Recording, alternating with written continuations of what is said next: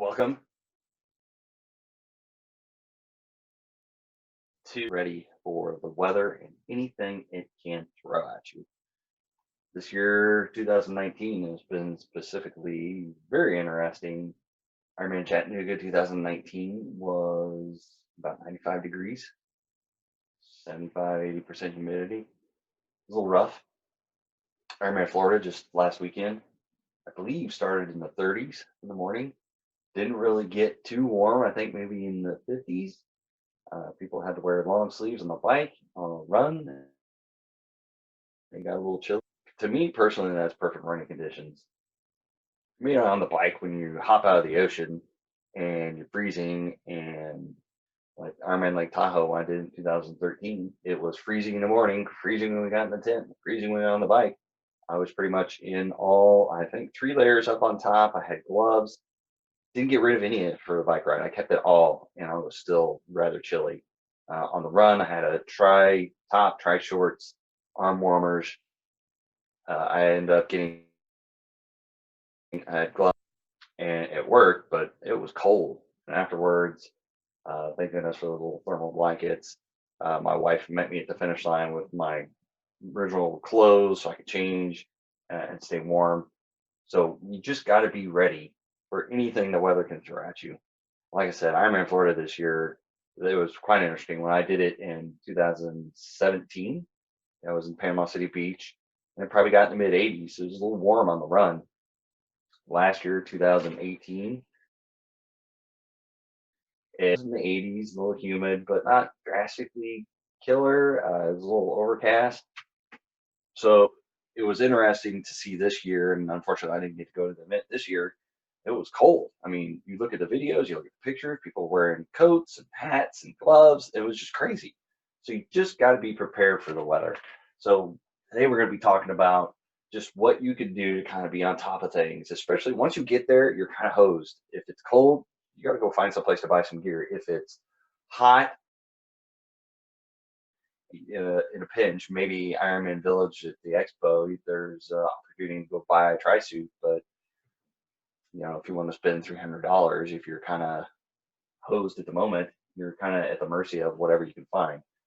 So throw some ideas at you to keep in mind the next time you're getting ready for your big race.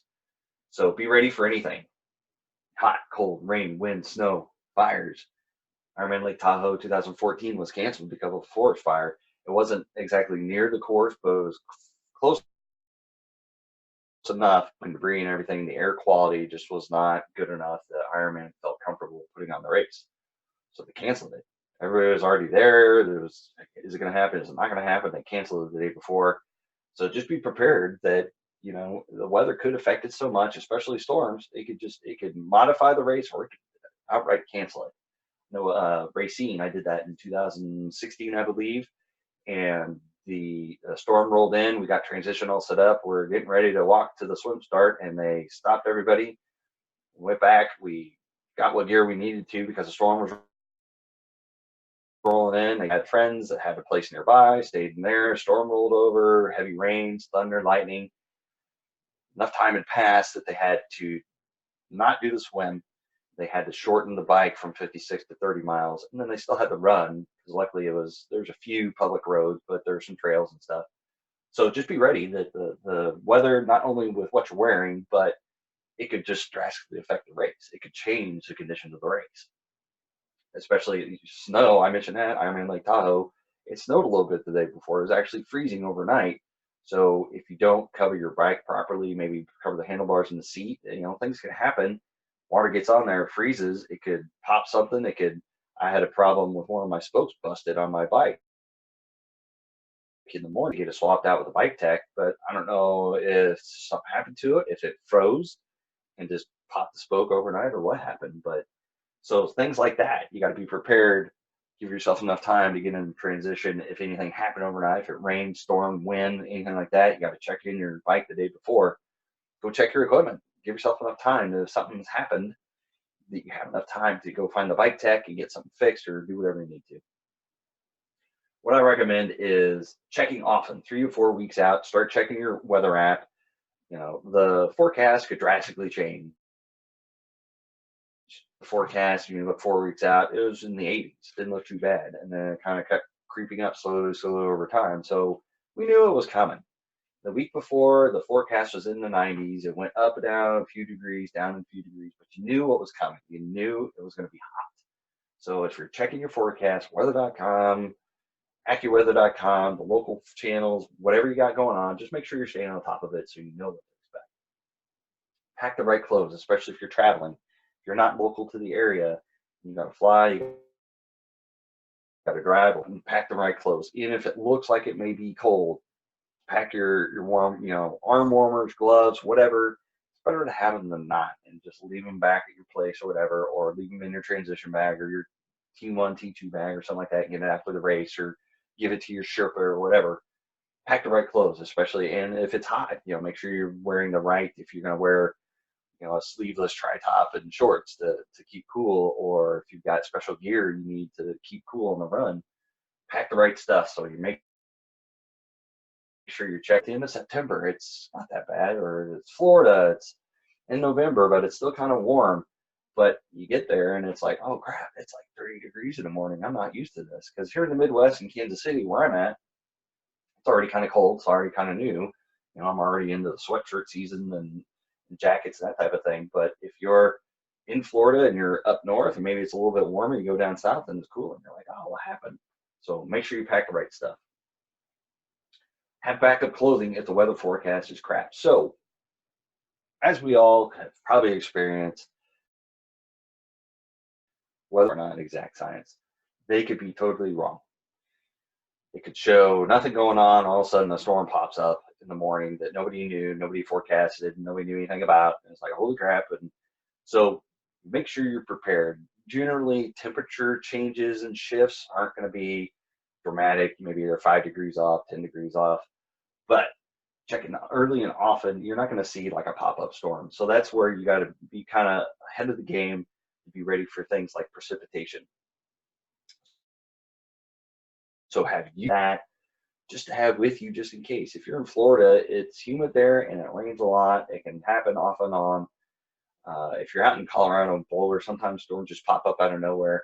So just make sure you're prepared. You're watching the forecast and you're ready. If something pops up, even if it's having just a trash bag, I always stuff in my transition bag for my gear.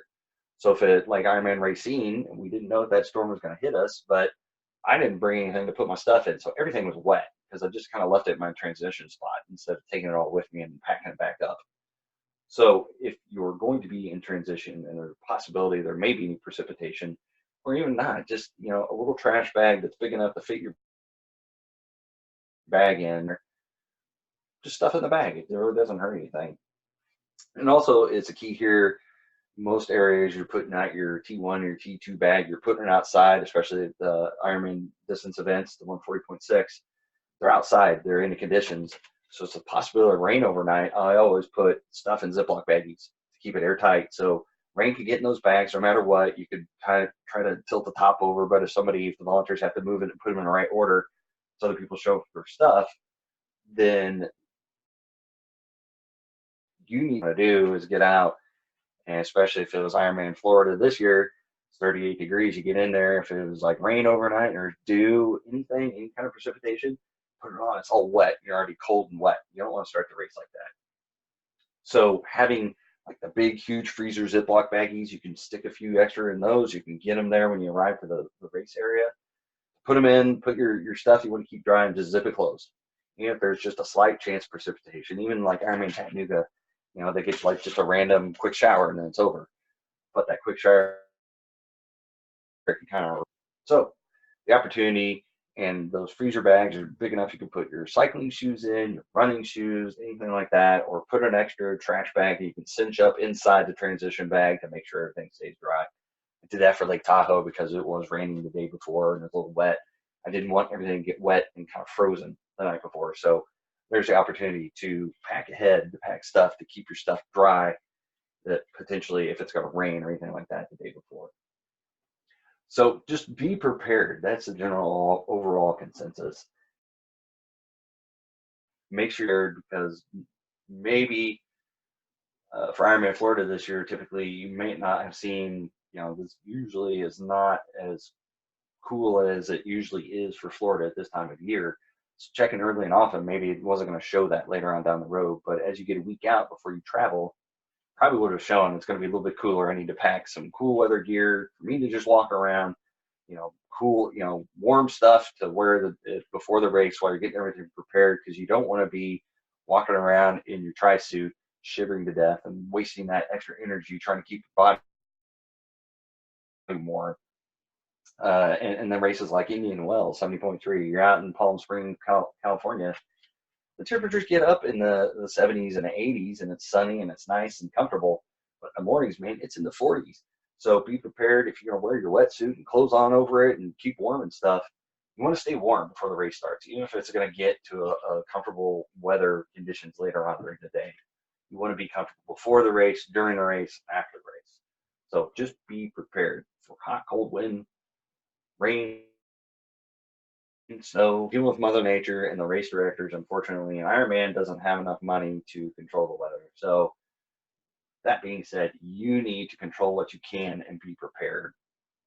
That's generally what I wanted to talk about for this video, is just making sure you're ready for the weather, especially, like I said, for events like Ironman Florida. Typically they're in the 50s in the morning, 60s, and then they get up to the 80s this time of year. But you wake up and it's freezing temperatures in Florida. Nobody's really going to expect that. So just make sure you're not caught change. Ironman Chattanooga, it was 95 degrees this year. Started off in the 70s in the morning. It was muggy already before the race even started. But then in 2014, the highs was in the 70s. The morning was in the 40s and 50s. So you just don't know, regardless of the time of the year and where the race is at. Mother Nature does whatever she wants, and we're just along for the ride. So make sure you're ready for the ride. We'll talk to you in the next video.